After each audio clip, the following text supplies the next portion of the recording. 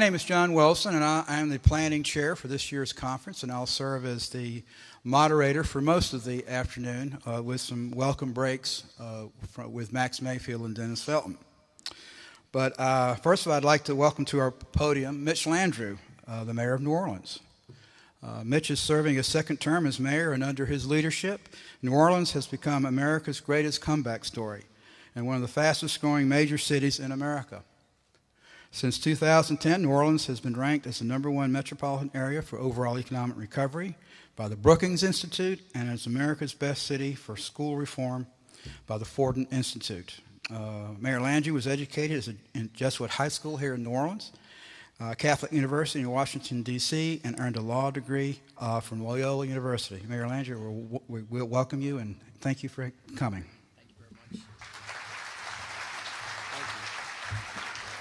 John, thank you so much. It's great to be with all of you. He said the Jesuit tried to educate me.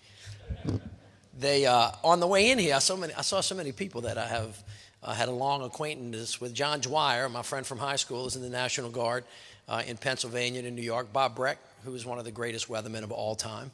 Max, I'm just saying.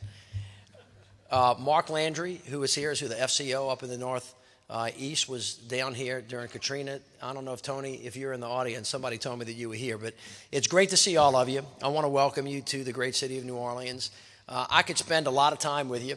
I was told that I have about 5, 7, 10, or 15 minutes, but no more than that. So let me just give you the short pitch.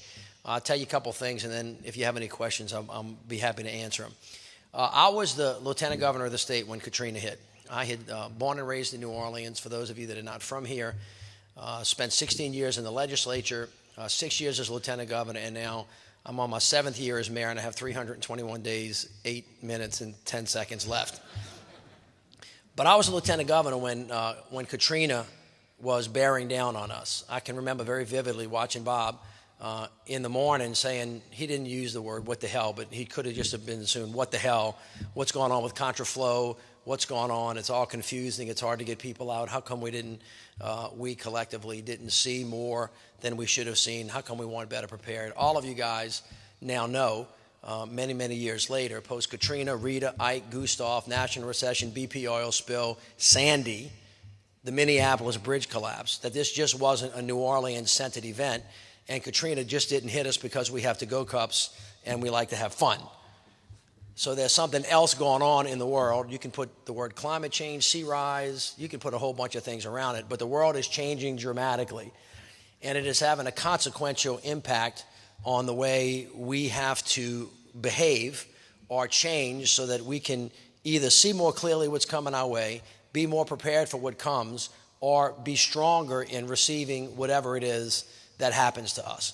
And on top of that, in the pot, the gumbo pot, as we would say in Louisiana, is not just natural disasters, but man-made disasters, infrastructure failures, terrorism, and general mass violence that is beginning to force us to be much, much more aware. And what's interesting about the whole thing is that so many of the same people that do hurricane response, so many of the same people that do infrastructure response, so many of the same people that do public safety response all know each other because we're all in the business of saving lives by getting way ahead of it, or if it happens, make sure that we're there quick and we can minimize the damage, and then finally put ourselves in a position of building back what is going to get destroyed. The one common thing over time is that bad things happen, and they happen a lot. I don't know that they happen more frequently than they did a long time ago. We didn't have Twitter, in 2000 BC. Lots of bad things happen, but we know it all now, we see it all now. And so our job collectively, for those of you that are on the front side of everything that happens, what's coming our way, and how soon it's going to get here, are beginning to understand that the nature of threats is dramatically different. For example, a tornado threat is a lot different from a wind threat. A wind threat's different from a water threat. Water threat's different from an electrical infrastructure, just kind of blowout. And what we learned together, I hope, from Katrina and really from 9/11 all the way forward, is that we weren't as well prepared. We weren't communicating. There wasn't clear command and control. There wasn't as much coordination. And I have to say that over the past however many years in America, we've gotten a lot better at it. And many of you in this room are the reason why it happened. The answers were right there after the 9/11 Commission did their report about the response to 9/11, which generally got favorable, approval. But where there were failures, the failures were identical from then and now. No clear command and control, no coordination, not adequate communication, and lack of interoperability. The ability, to not be as prepared as you should be and see what's coming your way, not being as resilient as you're supposed to be, like having your generators in the basement where the water can get them wet rather than on the roof, not having evacuation plans, and then finally not having a structure set up, whether it's in the government or the private sector, to rebuild. So, for example, all my friends in FEMA, I'm a FEMA fan now. FEMA's gotten a lot better. But after Katrina, there was a question in the country about whether FEMA was going to be the entity to rebuild. The Stafford Act was not designed to be a rebuilding agency like the Tennessee Valley Authority or the structure that rebuilt the Marshall Plan, but it's kind of morphed into that now. Now, as the mayor of the city of New Orleans, I have met with FEMA, this is really not an exaggeration, about 450 times to really drill down. And the city of New Orleans and the state and FEMA have finally done a really good job of getting money to the ground really, really quickly. And what you see in this city is a consequence of that intense amount of work. We built a Great Wall. The president wants to know how to build a wall. We built one in New Orleans. It's 8 miles out of the lower 9th Ward. It's 1.5 miles long. It's 226 feet deep. We built it in 12 months, and it cost a couple $2 billion. We built the twin span in record time. We've now built a $14.6 billion levee system. We've spent $1.8 billion building 33 new schools. We've built 2 new beautiful hospitals. The nicest VA hospital in America is right down the street. We've invested a ton of money in the ground. We're doing $1.8 billion worth of investments in our sewer and our drainage system. And basically, you have a city that was completely destroyed. 500,000 homes hurt, 250,000 gone, 1,800 people lost. And all of a sudden, we're now one of the fastest growing cities in America because we got our act together. And the reason it worked is because everybody was in the room. Everybody was communicating. Everybody was working hard. We had a clear plan, and then we drove our plan to the results that we needed. And that really is kind of the big message. You're not going to stop bad things from happening. The question is, can you see them before they get there? Are you as prepared as you're supposed to be?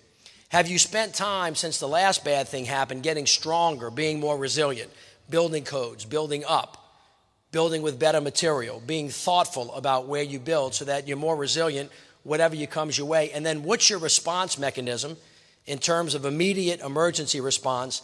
And then what is your plan to rebuild when the bad thing occurs? It doesn't work just to hope that something bad doesn't happen. Like yesterday when I read in the paper that this might not be as active a season, I think, well, geez, I only need one. So I can't go to sleep on, well, it might not be an active season, or better yet, that thing that's sitting out in the Gulf that kind of might be a 1, it might be a 2, but you know what? It's not moving at 12 miles an hour. It's only moving at 4 miles an hour. And I'm not thinking about wind, but I'm thinking about storm surge. And then I think about Katrina, and then I think about Ike, and I'm thinking, well, you know what? That 1 that went at 6 miles an hour caused more damage than a 3 that was moving at 13 or 14. You can't go to sleep on any of this stuff.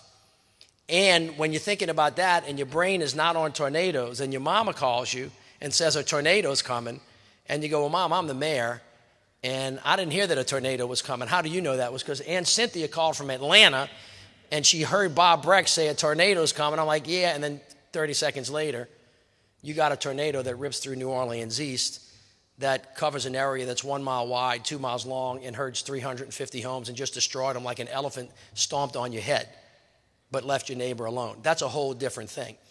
And so I would just say to you that you are the tip of the spear.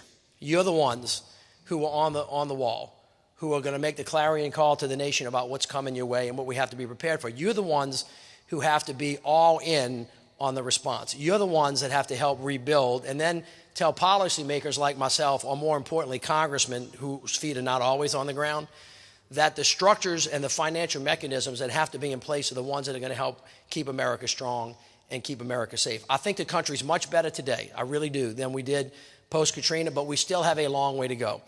And I will end with this, with what I started with.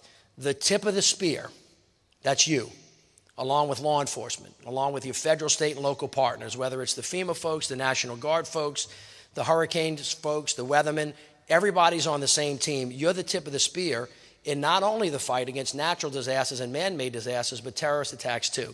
And you are the one upon who the safety of the country rests. And so I came here today, number one, to welcome you to New Orleans, but most importantly, to thank you for the work that you have done and the work that you're going to do, because you're the ones who are going to keep America safe. So God bless you, and thank you so much. And I'm happy if I got a minute, if anybody's got any questions, to respond. Yeah, okay. Anybody? I'll try to be brief. Going once, going twice. Anybody? All right, great. I think I put you all to sleep. Max, thank you for all your work. You've been great. I appreciate it. All right, God bless you. See you.